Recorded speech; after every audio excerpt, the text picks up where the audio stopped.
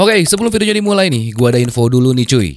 Jadi, hampir tiap bulan gua pasti restock produk Scarlett Body Care gua. Karena udah jadi kebiasaan yang positif. Gua harus menjaga performa kesehatan kulit gua.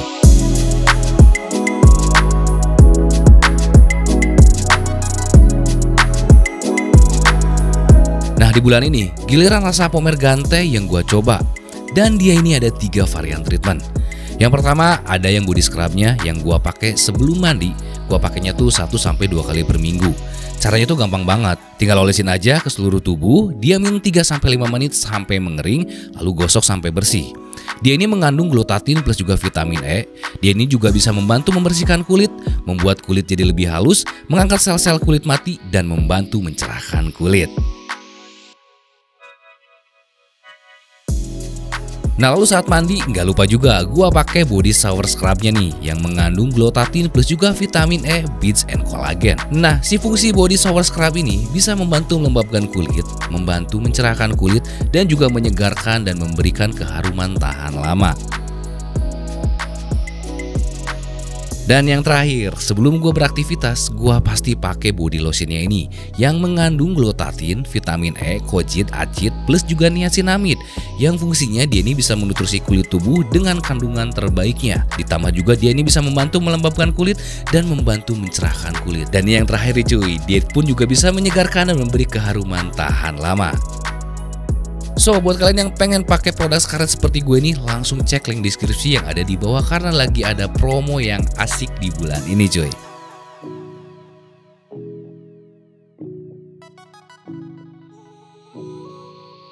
Hello Diners, welcome back to my channel pemirsa guys.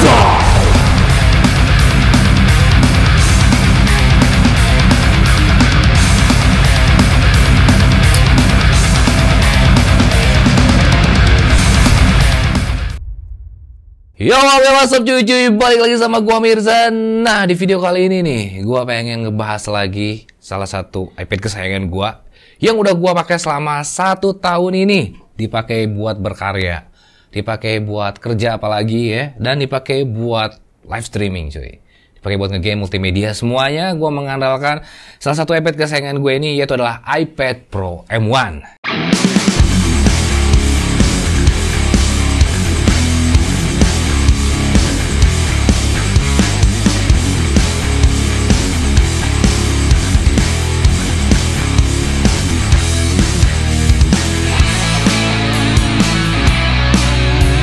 Oke, jadi di sini gue pengen ngebahas nih si iPad Pro M1 ini. Jadi sekarang tuh bulan Juli, berarti udah lebih 1 tahun gue pakai si iPad Pro M1 ini. Gue tuh dulu ngebeli si iPad Pro M1 ini karena awalnya pengen buat konten aja dan udah gue jual gitu. Karena harganya lumayan. Dulu gue beli sekitar 14 juta ya kalau nggak salah ya, 14 juta belum sama si keyboardnya 4 juta, 18 juta cuy, seharga MacBook Pro ya. Dan gue rencananya buat konten doang, dipakai buat live streaming pakai Behave, oke apa enggak? Kalau misalkan udah oke, udah gue jual. Nah, cuman gue terjebak oleh kenikmatan dari si iPad Pro M1 ini karena banyak banget fitur-fitur yang kepake selama gue berkarya dan berkreativitas, sampai akhirnya si iPad Pro M1 ini malah yang ngebalikin duitnya gitu. Ya udah, lo habis 18 juta beli gua gitu, nih gue balikin lebih dari segitu. Jadi banyak banget rezeki yang didapat dari si iPad Pro ini gitu. Nah, di sini gue pengen bahas pengalaman gue menggunakan si iPad Pro M1 ini selama 1 tahun itu kayak gimana, enak nggak sih? Dan kalau misalkan kalian yang pengen ngebeli di tahun ini tuh apakah masih worth it apa enggak? Di sini gue bakal bahas semuanya. Ada satu poin yang paling penting yang pengen gue bahas yang pertama, yaitu dikhususin kayak buat nge-gaming dulu. Nah, gimana sih si iPad Pro M1 ini dipakai buat nge-gaming dan berkarya untuk di dunia live streaming? Ya udah pasti jawabannya enak. Nah, tapi ada beberapa faktor yang pengen gue jelasin satu persatu. Yang pertama yang bikin enaknya itu karena masalah smooth display-nya ini dan masalah si grafiknya ini coy. Jadi untuk masalah grafiknya, di saat lu pengen live streaming pakai si iPad Pro M1 ini dan lu konekkan ke game capture dan lu masukin ke dalam si layar OBS, itu sudah layaknya seperti live streamer profesional dengan kualitas grafiknya yang sangat oke gitu kan. Plus lagi dengan refresh rate-nya, apalagi kalau misalkan kalian pemain game-game FPS seperti PUBG Mobile dan juga Apex Legends, itu si FPS-nya bisa sampai ke 90 FPS, yang udah pasti kalian ini nggak akan kalah banget lah kalau main game. Kalau misalkan kalian adu face to face gitu, adu tembak dengan yang lain, udah pasti kalian bisa menjadi salah satu yang pemenang di antara orang yang masih menggunakan layar di 60 fps cuy. Nah, belum lagi di saat kalian pengen live streaming menggunakan si iPad ini, menggunakan game capture dan ditampilkan ke dalam si layar OBS, orang yang nonton itu udah pasti betah banget karena dimanjain banget dengan si kualitas gambarnya yang benar-benar sangat detailing yang banget. Meskipun untuk beberapa platform sepertinya di YouTube itu layar iPad pasti bentuk 1:1. Berbeda kalau misalkan kalian penikmatnya di Facebook Gaming, itu pasti nggak asing banget dengan layar 1:1 yang ngefull di layar home kalian gitu cuy. Nah, kalau misalkan kalian live streamingnya di YouTube ya pasti aneh gitu kelihatan, jadi ada gap warna hitam dan warna hitam. Cuman itu nggak jadi masalah kalau misalkan kalian para live streamer yang ada di Facebook, dan itu malah ngebantu banget. Dan banyak live streamer di Facebook yang ngerubah layar mereka yang rasionya 16:9, mereka rubah ke 1:1 karena biar di tampilan di handphone begitu nge-scroll itu tampilannya jadi full kayak gitu cuy. Oke, kita masih ngobrolin aspek dari masalah gamingnya ya. Karena ini tuh udah ditanami dengan chips M1, so jadi kalau misalkan kalian pakai untuk beberapa tahun ke depan, dan ada game-game lain yang jauh lebih berat dibanding dengan game yang udah keluar sekarang, seperti contohnya Mortal Kombat, terus Apex Legends, PUBG Mobile, itu kalian nggak akan mentok di situ. Jadi contohnya misalkan PUBG Mobile update lagi, dia update terus sampai handphone Android yang jadi nggak kuat. Gue yakin banget dengan chips M1 dari si iPad Pro M1 ini tuh dia masih bisa menghajar game-game yang masih berat yang lainnya. Dan FPS-nya tuh masih ada spare sampai dengan 120 FPS cuy. Jadi kalau misalkan nanti suatu saat ada game yang sudah keluar di 120 FPS nih, contohnya kayak Genshin Impact sekarang, itu udah dilibas. Cuma sayang banget nih untuk Mobile Legends, untuk refresher dengan 120 FPS ini dia belum keluar di iPad. Hanya baru keluarnya itu di iPhone seri yang 13 Pro Max cuy. Oke, ada beberapa keuntungan lagi di saat gue menggunakan si iPad Pro M1 ini untuk kebutuhan gaming, yaitu dari masalah baterainya. Nah, banyak keluhan di saat orang yang belum menggunakan seri iPad Pro M1 itu mengeluhkan dari baterainya yang nggak tahan karena displaynya udah bagus, tapi baterainya MAH-nya masih kecil. Nah, tapi nggak tahu kenapa MAH-nya sebenarnya ini masih kebilangnya kecil ya untuk ukuran iPad. Cuman dari si chips M1 ini ngebuat si baterainya jadi aman banget. So, jadi di saat gue lagi live streaming itu nggak harus selalu nancep si kabel casan cuy. Gue cukup pakai untuk live streaming 3 jam 4 jam ya, itu udah lumayan oke lah untuk live streaming 3 jam 4 jam. Ini baterai masih bersisa sekitar 15%. So, jadi ketahanan dari baterainya ini benar-benar sangat diandelin banget, dan gue nggak takut dengan yang namanya drop dari si baterai health-nya karena terlalu sering gue cas. Dan malahan kalau misalkan gue nggak pakai nih si iPad, itu bisa sampai 4 hari cuy, baterainya itu benar-benar bertahan.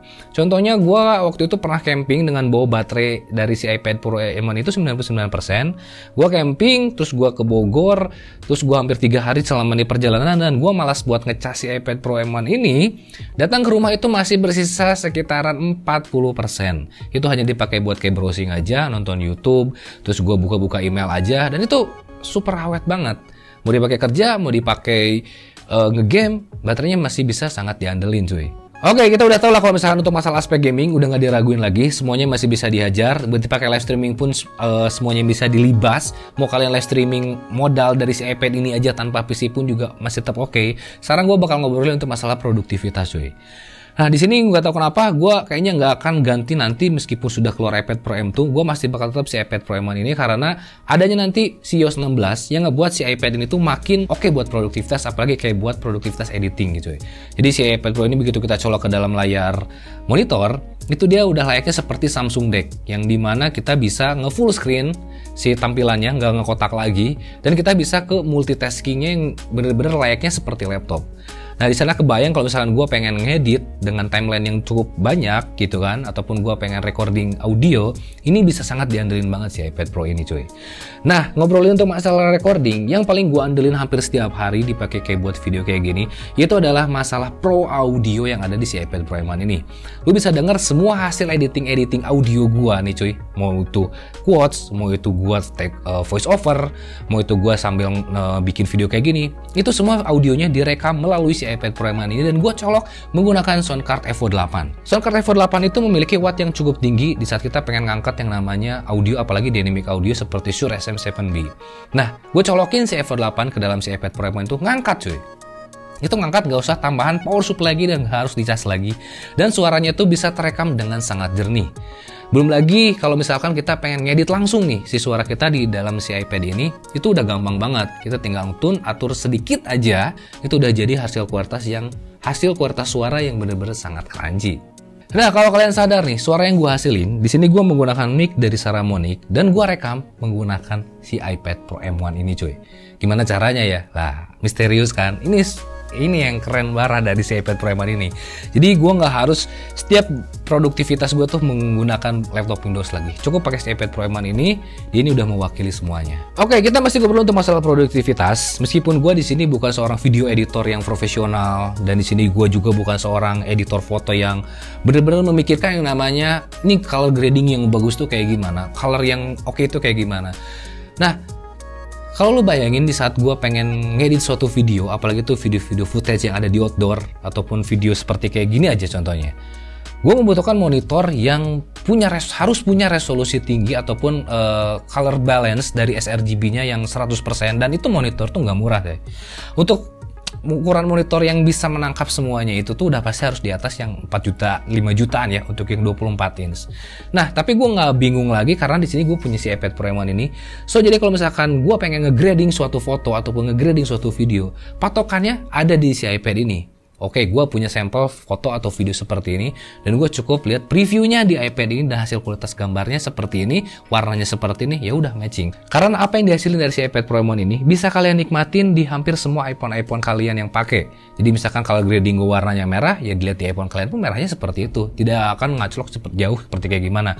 Apalagi kalau misalkan kalian yang pengguna LED AMOLED seperti yang dipakai Samsung, apa yang gue kerjain, apa yang gue color grading dari si iPad Pro M1 ini, itu masih 1:1 di layar AMOLED kalian, cuy. Oke, sekarang kita ngobrolin dari masalah aspek multimedia dan juga hiburan-hiburan yang lainnya, cuy. Jadi di saat gue pengen kemana-mana, jelas banget gue nggak harus membawa banyak peralatan yang memanjakan diri. Contohnya dulu gue harus bawa laptop lah kalau misalkan gue pengen berlibur lebih dari beberapa bulan.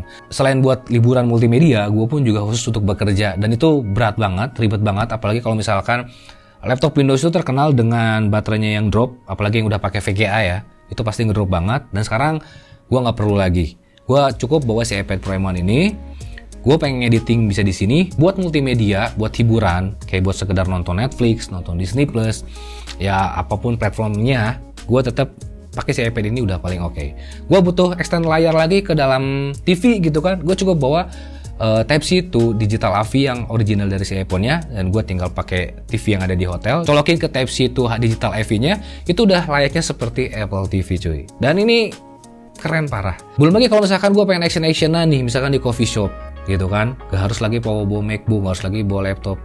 Nah, ini dia jawabannya adalah si floating keyboardnya ini. Floating keyboardnya ini pun juga udah sama halnya seperti kita pakai yang namanya MacBook Air ataupun MacBook Pro, coy. Belum lagi dengan Apple Pencilnya ini. Jadi bergaya di coffee shop gitu kan, gue udah nggak malu lagi. Tinggal keluarin iPad ini pakai Apple Pencil, pura-pura ngetik gitu ya, meskipun ketikannya juga nggak tahu gue ngetik apa. Karena mau ngegambar pun gue nggak bisa gambar. Yang penting gayanya udah menang. Pakai iPad Pro M1 plus Apple Pencil plus floating keyboardnya. Oke, tadi untuk multimedia juga udah menang, ditambah juga untuk kayak kebutuhan gua di musik juga udah menang, recording audio, editing video, color grading, gaming juga sangat oke. So, jadi udah gua pastiin iPad Pro M1 ini masih gua pakai mungkin ya sampai dengan 2 tahun ke depan. Ya nggak tahu juga kalau misalkan gua beli iPad Pro nanti di M2 yang dimana khususnya buat nge-review aja, ya mungkin gua bakal beli. Cuman untuk pertimbangan nanti gue mau ngejual yang M1 dan yang M2, kita lihat nanti M2 tuh apakah bisa seawet ini dan se-oke ini apa enggak. Nah, oke, selanjutnya di sini gue bakal ngobrol apakah ada nggak sih selama 1 tahun ini kelemahan yang gue pakai dari si iPad Pro M1 ini. Kalau secara kelemahan, mencari titik kelemahan ya, nggak tahu nih, gue agus mikirnya. Baterai sebenarnya masih awet. Fleksibilitas di bawah ini ngerasa ribet enggak juga. Berat normal sih menurut gue ya. Jadi so far untuk ukuran iPad ya ini bisa dibilang gak ada kelemahan sih. Gaming gak ada sih ya, kelemahan apa ya? Karena gue di sini menggunakan si iPad ini secara maksimal dan sesuai kapabilitasnya gitu. Jadi gue tidak terlalu berekspektasi tinggi. Misalkan gue pengen ngedit juga sih bisa-bisa aja sebenarnya ya. Ngedit timeline yang panjang-panjang. So jadi intinya nggak ada kelemahan lah menurut gue ya. Tapi kalau misalkan kalian punya ngerasa nih iPad Pro M1 ini punya kelemahan, langsung aja tulis di komentar di bawah. Gue pengen tahu apa kelemahan yang kalian rasain di saat kalian menggunakan si iPad Pro M1 ini cuy. Nah oke, mungkin sekian aja untuk review dan pengalaman gue tentang si iPad Pro M1 selama 1 tahun ini. Dan gue puas banget, apalagi si iPad Pro M1 ini bisa ngebalikin modal gue gitu. Untuk ngebeli si iPad ini ya udah balik lah modal, malah udah berkali-kali lipat gitu. Dan gue sangat takjub banget dengan si iPad ini cuy. Nah, oke, mungkin sekian untuk review dari gue. Jika kalian punya keluhan ataupun apa tambahan dari si video ini tentang si iPad yang kalian punya, langsung tulis di komentar di bawah ya cuy ya. Dan jangan lupa dan kesempatan pada waktunya, hormati gurumu, saya temanmu, itulah tanya Kompor Budiman. See you next video, bye bye.